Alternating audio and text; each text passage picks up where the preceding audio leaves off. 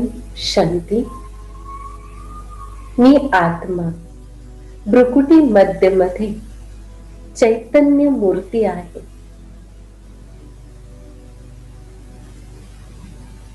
माझा आत्म्याचे पिता पवित्रताचे सागर, गुणांचे भंडार शिवबाबा आहेत.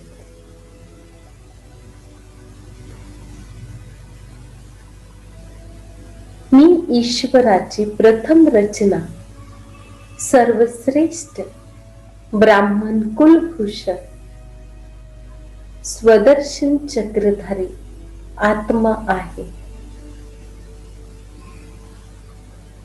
शिवबाबांनी येऊन माझ्या आत्म्याला आदी अनादी स्वरूपाची स्मृती दिली. माझ्या आत्म्याची ज्योती जागृत केली.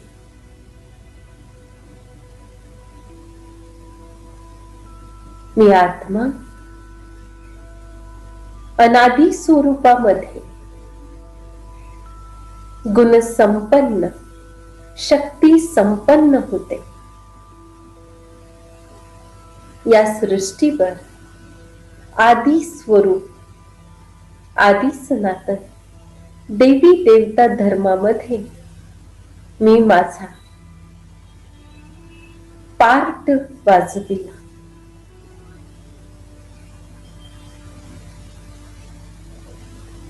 सर्व गुण संपन्न, 16 कला संपूर्ण, संपूर्ण निर्विकारी, अहिंसा परमोधर्म, मर्यादा पुरुषोत्तम स्वरूपामध्ये मी आत्मा 21 जन्म होते.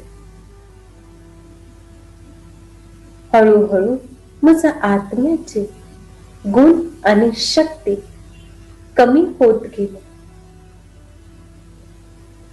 कलियुगाच्या अंतला मी आत्मा गुणहीन, कलाहीन बनले.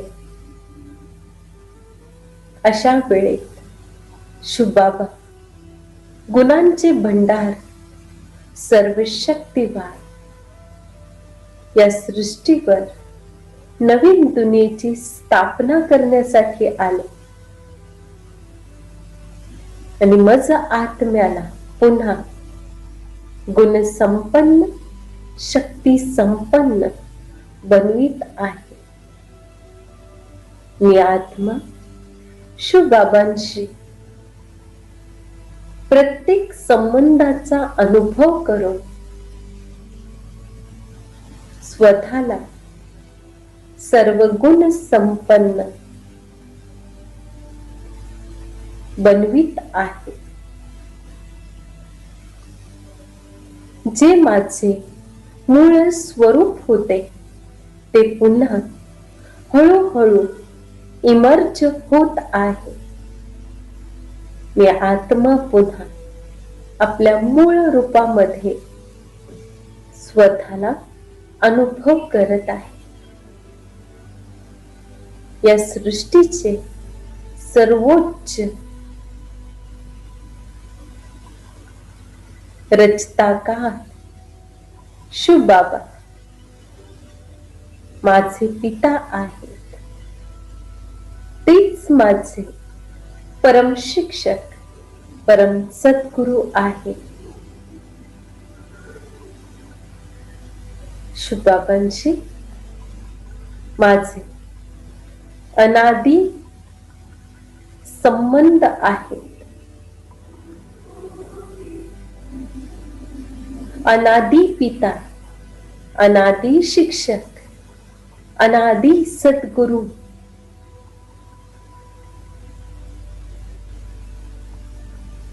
अनेक जन्म याची अनुभूती करण्यासाठी मी अनेक ठिकाणी भटकत आहे. परंतु जोपर्यंत ते स्वतः आले नाही तोपर्यंत मला त्यांचा परिचय प्राप्त होऊ शकला नाही. आता मी आत्मा स्वतःला खूप भाग्यशाली समजते. पद्मा पदम भाग्यशाली मी आत्मा, जे ईश्वराच्या संपर्कामध्ये आहे. शुबाबा, तुम्ही आपले आशीर्वादाचे हात सतत माझ्या डोक्यावर ठेवा. माझ्या सोबत राहा.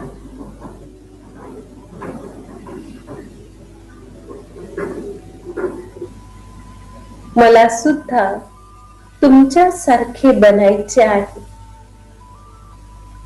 मास्टर ज्ञानाचा सागर, प्रेमाचा सागर, सुख शांतीचा सागर बनायचे आहे.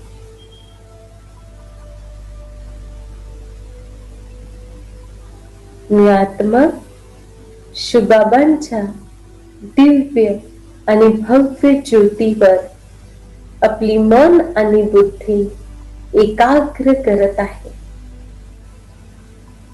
त्या एकाग्रतेच्या आधारावर बाबांमधले सर्व गुण आणि शक्ती माझ्यापर्यंत पोचत आहे आणि मी आत्मा त्याला स्वतःमध्ये समावित आहे.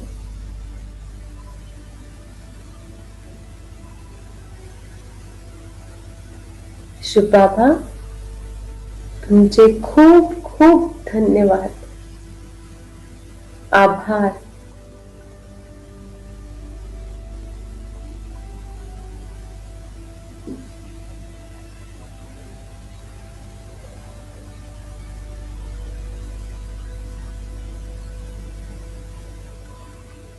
ओम शांती.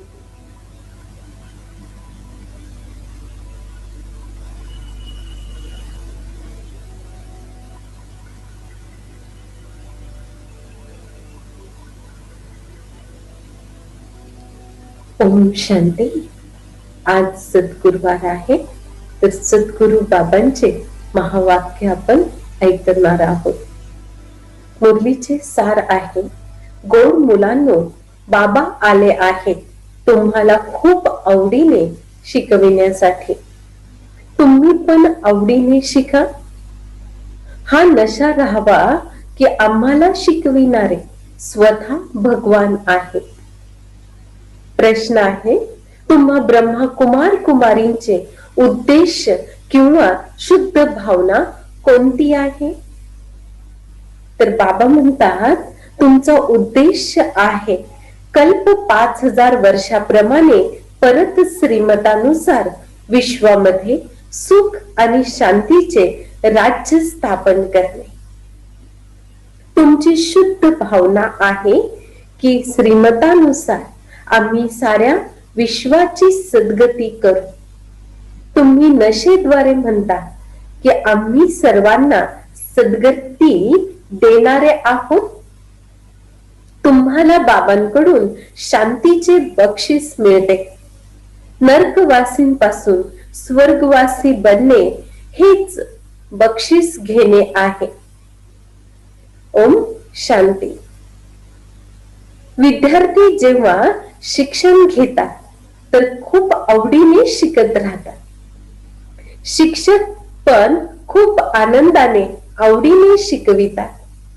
आत्मिक मुले हे जाणतात की बेहदचे पिता जे शिक्षक पण आहेत ते आम्हाला खूप आवडीने शिकवितात. त्या शिक्षणामध्ये तर पिता वेगळे आणि शिक्षक वेगळे असतात. जे शिकवितात, कोणी कोणी पिता शिक्षक पण असतात, कोणाकोणाचे पिता शिक्षक पण असतात, तर ते खूप आवडीने शिकवितात. आपल्या मुलाला तर खूप आवडीने शिकविणार ना, कारण रक्ताचे नाते असते ना. आपले समजून खूप आवडीने शिकवितात. हे बाबा तर तुम्हाला खूप आवडीने शिकवितात. तर तुम्हा मुलांना पण खूप आवडीने शिकायला पाहिजे. प्रत्यक्ष शुभ पिता शिकवित आहेत आणि एकाच वेळेत येऊन शिकवित आहेत. 5000 वर्षानंतर फक्त संगम युगावर येऊन बाबा आपल्याला भेटतात आणि शिकवितात. तुम्हाला पण खूप आवडीने शिकायला पाहिजे ना. शिव भगवान आम्हाला शिकवित आहेत, तर प्रत्येक गोष्ट चांगल्या प्रकारे समजवत राहतात. काही मुलांना शिकता शिकता विचार येतो, हे काय आहे? वैश्विक नाटकामध्ये येण्या जाण्याचे आवागमनचे चक्र आहे, परंतु हे नाटकाची रचना का केली? यामुळे काय फायदा आहे? बस फक्त असे चक्र लावत राहू, यापेक्षा तर यामधून मुक्त झालेले चांगले. काही काहींना वाटतं हे काय जन्म मरणाच्या चक्रामध्ये असंच चालणार, असंच येणार आपण, याच्यातून फायदा काय आहे? सुखापासून दुःख होतं, दुःखापासून पुन्हा सुख आहे. तर यापेक्षा काही जण म्हणतात मुक्त झालेले बरे. जेव्हा पाहतात हे तर 84चे चक्र लावतच राहायचे आहे, अशा प्रकारचे विचार येतात. जसं काल बाबांनी सांगितलं, मोक्ष कुणाला मिळू शकत नाही. थोड्या वेळासाठी मुक्ती आहे, पण बाबांना सुद्धा या सृष्टीवर येऊन पार्ट वाजवावा लागतो ना. तर बाबा म्हणतात मला सुद्धा मुक्ती नाही, मोक्ष नाही, तर तुम्हा मुलांना कसा मिळू शकतो? अशा प्रकारचे काहींना विचार येतात. भगवंताने असा खेळ का रचला आहे, जे जन्म मृत्यू पासून मुक्त होऊच शकत नाही? यापेक्षा तर मोक्ष मिळालेला चांगला, असे विचार अनेक मुलांना येतात. खूप जीवनाशी कंटाळतात, तर असे विचार करत बसतात. या जन्म मृत्यू पासून दुःखापासून मुक्त हो, बाबा म्हणतात असे कधीच होऊ शकत नाही. मोक्ष मिळवण्यासाठी प्रयत्न करणेच व्यर्थ आहे. जी गोष्ट नाहीच त्या गोष्टीला प्राप्त करणं व्यर्थच होईल ना. बाबांनी समजविले आहे, एक पण आत्मा आपल्या भूमिकेपासून, अभिनयापासून सुटूच शकत नाही. आत्म्यामध्ये अविनाशी भूमिका भरलेली आहे, ती अनादी अविनाशी आहे, अगदी बिनचूक कलाकार आहे. एक पण कमी जास्त होऊ शकत नाही. कारण की इथे जसं क्रिकेटमध्ये तुम्ही पाहाल 11 खेळाडू असतात, पण 3 एक्स्ट्रा पण असतात, राखीव गडी असतात ना. बाबा म्हणतात या सृष्टी चक्रामध्ये राखीव कोणीच नाहीये, राखीव फक्त शिवबाबा आहे. आणि त्यांना सुद्धा एक वेळेत येऊन पार्ट वाजवावा लागतो. तर बाबा म्हणतात इथे कमी जास्त कोणाला करू शकत नाही. तुम्हा मुलांमध्ये सर्व ज्ञान आहे. या वैश्विक नाटकामधून कोणीच मुक्त होऊ शकत नाही, न कोणाला मोक्ष मिळू शकतो. सर्व धर्मांना क्रमानुसार यायचेच आहे. बाबा समजवितात हे पूर्वनियोजित अविनाशी नाटक आहे. तुम्ही पण म्हणता बाबा आम्ही आता जाणले आहे कसे आम्ही 84चे चक्र लावतो, हे पण समजतात. प्रथम जे येत असतील ते 84 जन्म घेत असतील. सतयुगाच्या सुरुवातीपासून ज्यांनी जन्म घेतला त्यांचे पूर्ण 84 जन्म होतात, हे पण समजतात. प्रथम जे येत असतील ते 84 जन्म घेत असतील. अंत काळात येणारे जरूर कमी जन्म घेतील. येथे तर पुरुषार्थ करायचा आहे. जुन्या दुनियेपासून नवीन दुनिया जरूर बनणार आहे. बाबा प्रत्येक गोष्ट नेहमी समजावत राहतात, कारण नवनवीन मुले येत राहतात ना. त्यांना पुढील शिक्षण कोण शिकवेल? तर बाबा नवीन मुलांना पाहून परत जुन्या मुद्द्यांची उजळणी करवत राहतात. तुमच्या बुद्धीमध्ये सर्व ज्ञान आहे. सृष्टीच्या आधी मध्य अंतच ज्ञान.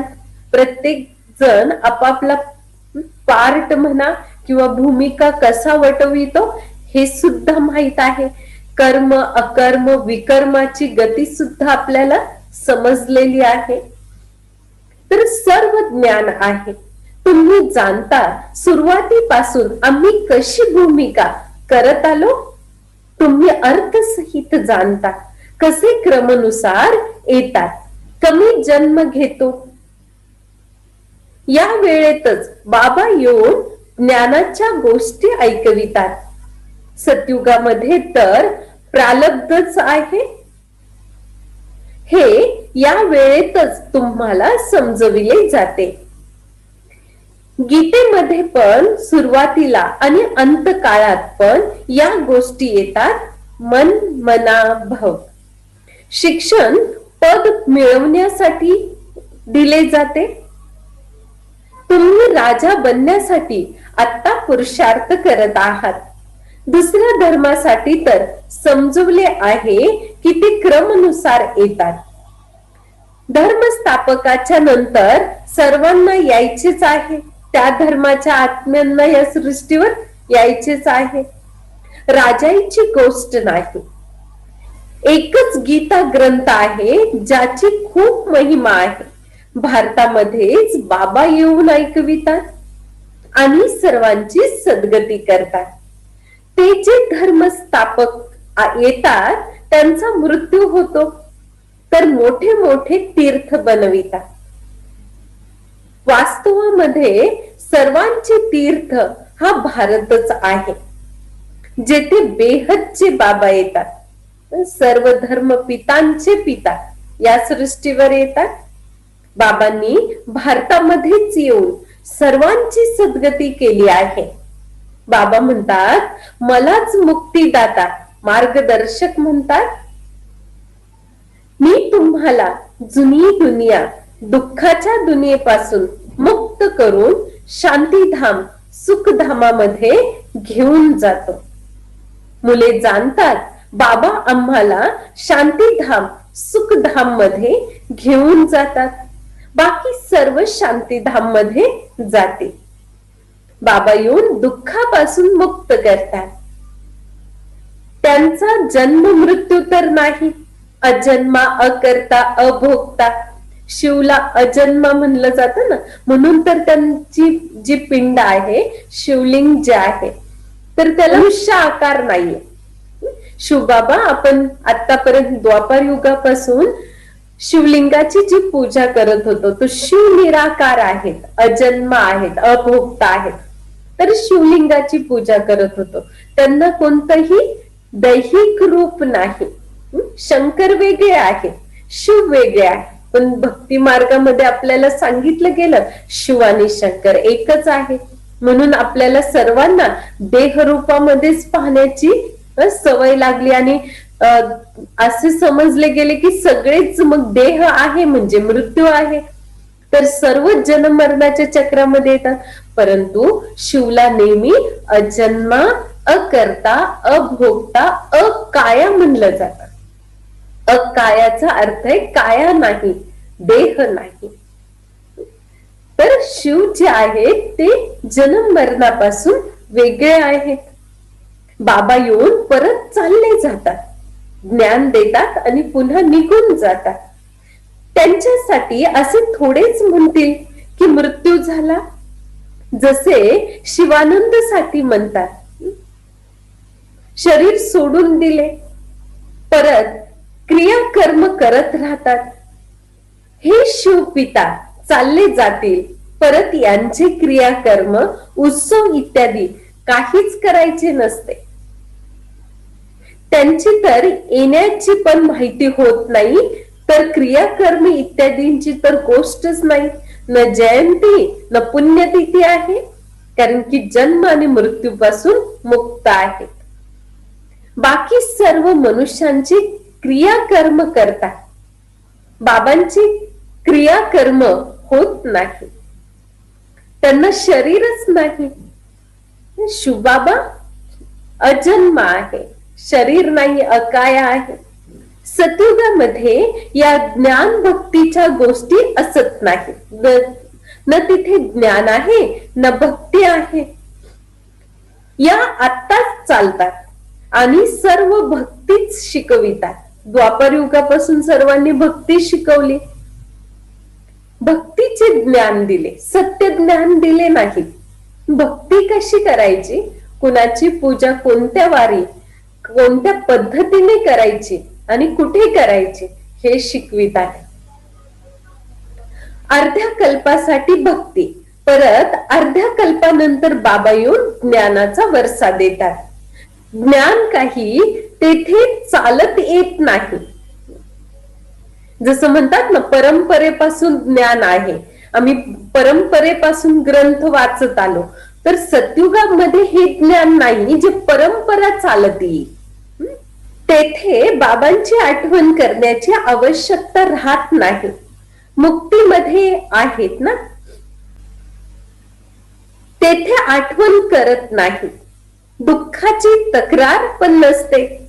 भक्ती पण प्रथम अव्यभिचारी होते. अव्यभिचारी म्हणजे फक्त शिवबाबांची भक्ती केली जात होती. म्हणून भारतामध्ये सर्वात जुनी जी मंदिर आहेत ती शिवबाबांची आहेत. तर अव्यभिचारी भक्ती करीत होतो. परत व्यभिचारी होते. लक्ष्मी नारायण, राधे कृष्ण, राम सीता, हनुमान अनेकांची भक्ती होत गेली. या वेळेत तर अति व्यभिचारी भक्ती आहे. याला म्हणले जाते रौरव नरक. एकदम अति रौरव नरक आहे. परत बाबा येऊन छान स्वर्ग बनवतात. या वेळेत 100% दुःख, परत 100% सुख शांती होईल. आत्मा जाऊन आपल्या घरामध्ये विश्राम करेल. परमधाम आपले घर आहे. हे समजावून सांगणे खूप सहज आहे. बाबा म्हणतात, मी तेव्हाच येतो जेव्हा नवीन दुनियेची स्थापना करून जुन्या दुनियेचा विनाश करायचा आहे. इतके कार्य फक्त एक तर करणार नाहीत ना, फक्त शिवबाबा करू शकणार नाही. सेवा करणारे पण खूप पाहिजेत ना. या वेळेत तुम्ही बाबांची सेवाधारी मुले बनले आहात. भारताची खास खरी सेवा करत आहात. सत्य बाबा खरी सेवा शिकवितात. स्वतःचे, भारताचे आणि विश्वाचे कल्याण करतात. आपण स्वतःच कल्याण करतोय, भारताचं कल्याण होत आहे आणि साऱ्या विश्वाचं कल्याण होत आहे. तर खूप आवडीने करायला पाहिजे ना. बाबा खूप आवडीने सर्वांची सद्गती करतात. आत्ताच सर्वांची सद्गती जरूर होते.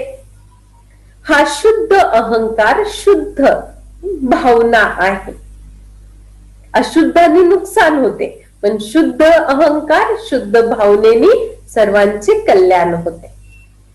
की आपण साऱ्या विश्वाचे सेवाधारी आहोत आणि कल्याण करत आहोत. तुम्ही खरी खरी सेवा करता, परंतु गुप्त. आत्मा शरीराद्वारे करते ना. तुम्हाला अनेक जण विचारतात, ब्रह्मकुमारीचा उद्देश काय आहे? तुम्ही सांगा, विश्वामध्ये सतयुगी सुख शांतीचे स्वराज्य स्थापन करणे. नशेने सांगा, असं म्हणतात बाबा. आम्ही प्रत्येक 5000 वर्षानंतर श्रीमतानुसार विश्वामध्ये शांती स्थापन करून विश्व शांतीचे बक्षीस घेतो.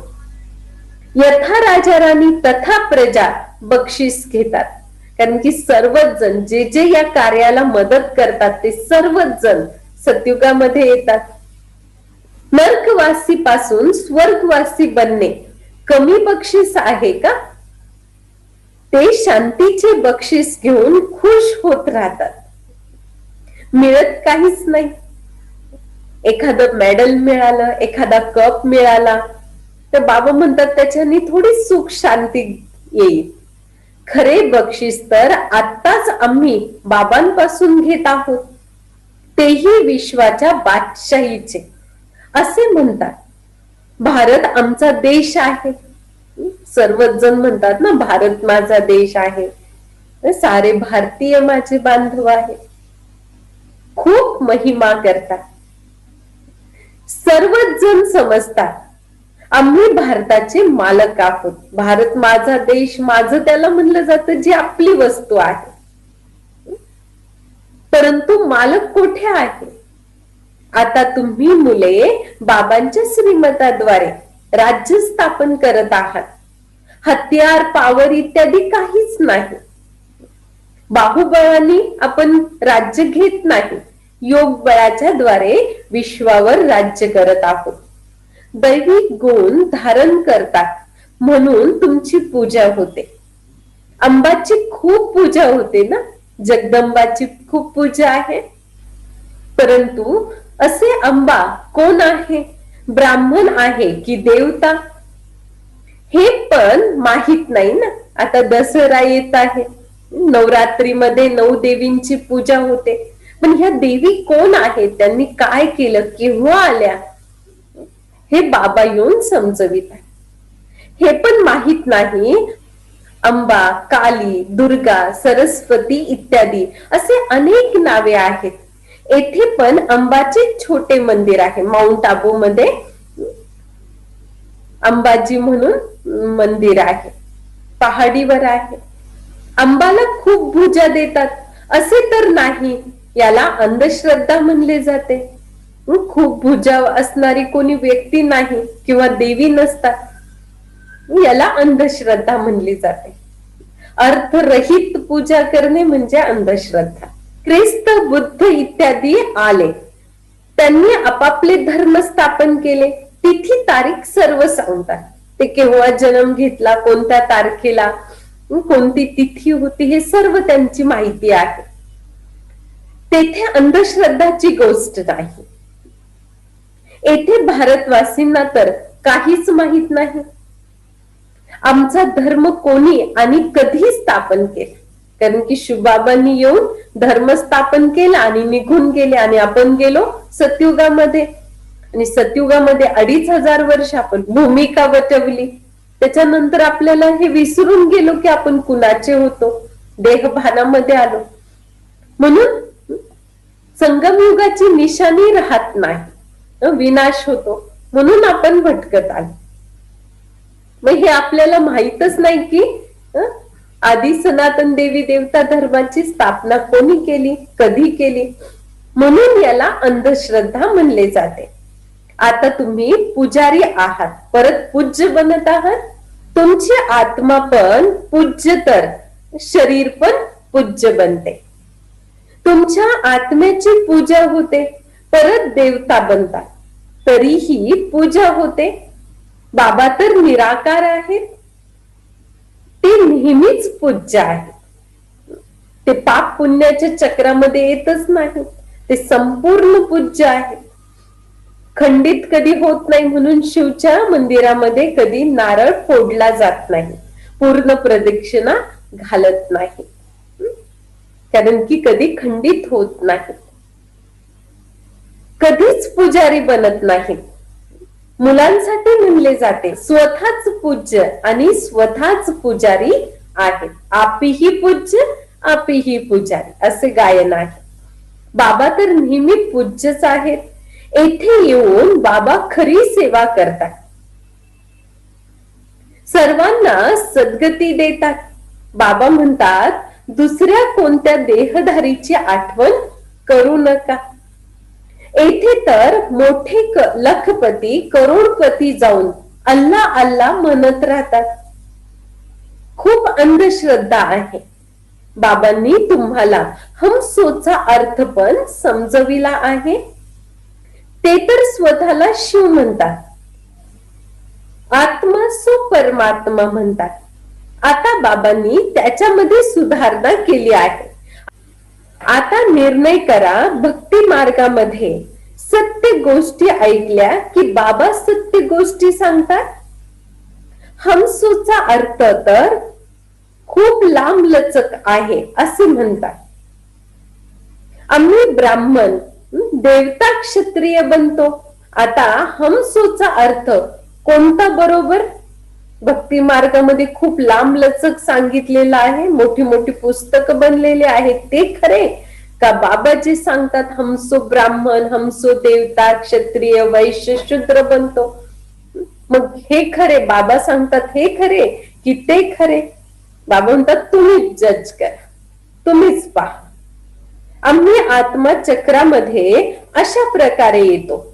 विराट रूपाचे पण चित्र आहे, यामध्ये छोटे ब्राह्मण आणि बाबांना दाखविले नाही. देवतांचं, विष्णूचं अखंड रूप दाखवलेलं आहे, विराट रूप दाखवलेलं आहे, त्याच्यामध्ये 5 वर्ण आहेत, देवता, क्षत्रिय, वैश्य, शूद्र. यामध्ये छोटे ब्राह्मण आणि बाबांना दाखविले नाही. देवता कुठून आले? प्रश्न आहे ना. उत्पत्ती कशी झाली? कलियुगामध्ये तर शूद्र वर्ण आहे, शूद्रांपासून देवता कसे बनले? मग काहीतरी मध्ये परिवर्तन झालं असेल ना. सतयुगामध्ये लगेच देवता वर्ण कसा आला? काहीच समजत नाही. भक्ती मार्गामध्ये मनुष्य किती फसलेले आहेत. कुणी ग्रंथ शिकले, विचार आला, मंदिर बनवले, बस ग्रंथ बसून ऐकवितात. अनेक मनुष्य येतात, अनेक शिष्य बनतात, त्याच ग्रंथातल्या गोष्टी खूप विस्तारामध्ये समजवितात. अनेक शिष्य बनतात, फायदा तर काहीच होत नाही. अनेक दुकाने निघली आहेत, आता हे सर्व दुकान नष्ट होती. ही दुकानदारी सर्व भक्ती मार्गाची आहे, यामुळे खूप धन कमवितात. संन्यासी म्हणतात मी ब्रह्मयोगी, तर योगी आहोत. जसे भारतवासी वास्तवामध्ये देवी देवता धर्माचे आहेत, परंतु हिंदू धर्माचे म्हणतात, तसे ब्रह्म तर तत्व आहे, जेथे आत्मा राहतात. त्यांनी परत ब्रह्मज्ञानी, तत्वज्ञानी नाव ठेवले आहेत. नाही तर ब्रह्म तत्व तर राहण्याचे स्थान आहे. तर बाबा समजवितात खूप मोठी चूक केली आहे. हा सर्व भ्रम आहे. मी येऊन सर्व भ्रम दूर करतो. भक्ती मार्गामध्ये म्हणतात पण हे प्रभू, तुमची गत मत वेगळी आहे. गती तर कोणी करूच शकत नाही. अनेक मत मिळत राहतात. येथील मत तर खूप कमाल करते, संपूर्ण विश्वाला परिवर्तन करते. आता तुमच्या बुद्धीमध्ये आहे की इतके सर्व धर्म कसे कसे आपल्या विभागामध्ये जाऊन राहतात. हे सर्व वैश्विक नाटकामध्ये नोंद आहे. हे पण मुले जाणतात. दिव्य दृष्टी दाता तर एकच बाबा आहेत. बाबांना मुले म्हणतात ही दिव्य दृष्टीची चावी आम्हाला द्या, तर आम्ही कुणालाही साक्षात्कार करू. बाबा म्हणतात नाही, ही दिव्य दृष्टीची चावी कोणालाही मिळू शकत नाही. आणि त्याच्याने बाबा म्हणतात फायदा काहीच नाही. त्याच्यामध्ये न ज्ञान आहे न योग आहे. त्या दिव्य दृष्टीच्या आधारे आपण कोणतंही पद प्राप्त करू शकत नाही आणि त्याच्यामध्ये कल्याण नाही. म्हणून बाबा म्हणतात मी देत नाही, त्याच्या ऐवजी मी तुम्हाला विश्वाची बादशाही देतो. जसं लौकिक पिता म्हणतात ना, हे नाही पण हे घ्या. तर बाबा म्हणतात दिव्य दृष्टीची चावी तर देत नाही, पण तुम्हाला विश्वाची बादशाही देतो. मी नाही राज्य करणार, तुम्ही करा. मी घेत नाही विश्वाची बादशाही. बाबा म्हणतात मला नको, तुम्ही करा, पण दिव्य दृष्टीची चावी माझ्याकडे राहील. माझी भूमिका आहे साक्षात्कार करवण्याची. साक्षात्कार झाल्यामुळे खूप खुश होतात, परंतु मिळत काहीच नाही. असे नाही की साक्षात्कारद्वारे कोणी निरोगी बनतात. विष्णूचा साक्षात्कार झाला, श्रीकृष्णाचा साक्षात्कार झाला, निरोगी बनले किंवा कष्ट दूर झाले, असे नाही. प्रत्येकाला आपल्या आपल्या कर्माचे चांगले किंवा वाईट फळ भोगावे लागते. किंवा धन मिळते नाही. मीराला साक्षात्कार झाला, परंतु मुक्ती थोडीच मिळाली. मनुष्य समजतात ती वैकुंठामध्येच राहत होती, परंतु वैकुंठ कृष्णपुरी आहे कुठे? हे सर्व साक्षात्कार आहेत. बाबा सर्व गोष्टी सम्मुख येऊन समजवित राहतात. यांना पण प्रथम विष्णूचा साक्षात्कार झाला. ब्रह्मा बाबांना अहम विष्णू चतुर्भुज तत्त्वम, विष्णू त्यांच्या समोर आले. खूप भक्त होते बाबा, खूप भक्ती करायची विष्णूची. त्यांना वाटलं की विष्णू भगवान आहेत, मी कसा पुन्हा विष्णू बनू? तर बाबांनी पहिल्यांदा विष्णूचा साक्षात्कार करविला. तर खूप खुश झाले. ते पण जेव्हा पाहिले की मी तर महाराजा बनत आहे, विनाश पण पाहिला, परत राजाईचा साक्षात्कार पण पाहिला. ब्रह्मा बाबांना पहिल्यांदा विष्णूचा साक्षात्कार झाला, त्याच्यानंतर राजाईचा साक्षात्कार झाला आणि मग विनाशाचा साक्षात्कार झाला. तेव्हा निश्चय बसला, ओहो मी तर विश्वाचे मालक बनत आहे. बाबांची प्रवेशता झाली. बाबा तुम्ही हे सर्व घ्या, आणि आम्हाला तर विश्वाची बादशाही द्या. ब्रह्मा बाबा सोन्या हिऱ्यांचे व्यापारी होते. तर बाबांनी सांगितले हे सर्व तुम्ही घ्या आणि आम्हाला विश्वाची बादशाही द्या. तुम्ही पण हा सौदा करण्यासाठी आले आहात ना? जे ज्ञान घेतात त्यांची परत भक्ती सुटते, सत्य ज्ञानाची प्राप्ती होते, समज वाढते, तर भक्ती सुटून जाते. अच्छा, गोड गोड फार वर्षानंतर भेटलेल्या मुलांप्रती मात पिता बापदादांची प्रेमपूर्वक आठवण आणि सुप्रभात. आत्मिक पित्याचा आत्मिक मुलांना नमस्ते. आम्हा मुलांचा पण आत्मिक पित्याला खूप खूप आठवण आणि नमस्ते नमस्ते. आज बाबांचे खूप खूप धन्यवाद, कारण की बाबा खूप आवडीने येऊन आपल्याला शिकवितात, स्वर्गाची बादशाही देतात. तर बाबांचे खूप खूप धन्यवाद. धारणेसाठी मुख्य सार पहिला आहे, दैवी गुण धारण करून श्रीमतानुसार भारताची खरी सेवा करायची आहे. स्वतःचे, भारताचे आणि संपूर्ण विश्वाचे कल्याण खूप आवडीने करायचे आहे. दुसरा आहे, वैश्विक नाटकाच्या अविनाशी नोंदीला अर्थ सहित समजून वेळ व्यर्थ घालवण्याचा पुरुषार्थ करायचा नाही. त्या विचारांमध्ये बाबा म्हणतात जाऊ नका, की हे मोक्ष पाहिजे किंवा या जन्मरणाच्या चक्रामधून आपण मुक्त होऊ, परमधाम मध्ये जाऊन बसू किंवा ज्योती ज्योत मध्ये मिसळून जाऊ. हा विचार बाबा म्हणतात व्यर्थ आहे, हा करूच नका. मोक्षाचा विचार करूच नका. व्यर्थ विचार पण चालायला नको. संपूर्ण निश्चय बाबांच्या प्रत्येक शब्दांवर ज्ञानावर. बाबा जे सांगतात आपल्या कल्याणासाठी आहे आणि आपल्यासाठी संपूर्ण योग्य आहे.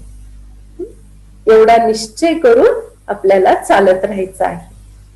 वरदान आहे, एकाग्रतेच्या अभ्यासाद्वारे एकरस स्थिती बनविणारे सर्व सिद्धी स्वरूप भव. विस्तारामध्ये बाबा समजवितात, जेथे एकाग्रता आहे तेथे स्वतः एकरस स्थिती आहे. एकाग्रतेद्वारे संकल्प, बोल आणि कर्माचे व्यर्थपण समाप्त होते आणि समर्थपण स्वतः येते. एकाग्रता म्हणजे एकाच श्रेष्ठ संकल्पामध्ये स्थिर राहणे. ज्या एका बीज रूपी संकल्प मध्ये सर्व वृक्ष रूपी विस्तार समावलेला आहे. एकाग्रतेला वाढवा तर सर्व प्रकारची हालचाल समाप्त होईल.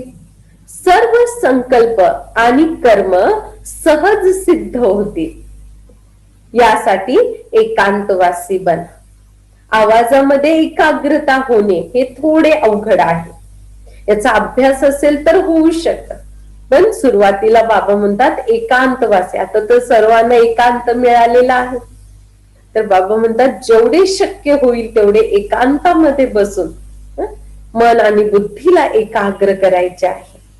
तर सर्व हलचल समाप्त होईल. हलचल आहे तर एकाग्रता होऊ शकत नाही. जिथे एकाग्रता आहे तिथे हलचल नाही, आणि जिथे हलचल आहे तिथे एकाग्रता नाही. तर बाबा म्हणतात ज्ञानाचा संपूर्ण निश्चय असावा तर सर्व सिद्धी आपल्याला प्राप्त होतील एकाग्रतेच्या आधारे. अच्छा, बोधवाक्य आहे, एकदा केलेल्या चुकाबाबत नेहमी विचार करणे म्हणजे डागावरती डाग लावणे. म्हणून झालेल्या गोष्टींना विराम द्या. सारखं सारखं त्याच चुकीचं चिंतन करणं तर हे डागवर डाग पडणे आहे. अच्छा, ओम शांती. तर चला पुन्हा एकदा आपण त्या स्वरूपामध्ये स्थित हो की बाबा आपले परम शिक्षक आहे, सद्गुरु आहे. तर सद्गुरु बाबा येऊन आपली सद्गती करतात.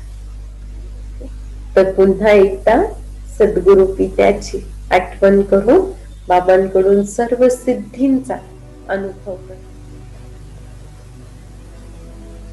ओम शांती. मी आत्मा भ्रुकुटी मध्यमध्ये प्रकाशाचा पुंज आहे. मन आणि बुद्धी त्या दिव्य प्रकाशावर एकाग्र आहे.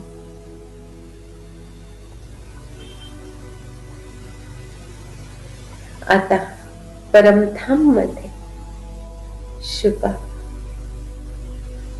प्रकाशाचे सागर त्यांच्यावर मी आपली मन आणि बुद्धी एकाग्र करत आहे. या एकाग्रतेच्या द्वारे बाबांकडून अनेक गुण आणि शक्तींचा अनुभव होत आहे. सर्व सिद्धींची प्राप्ती होत आहे.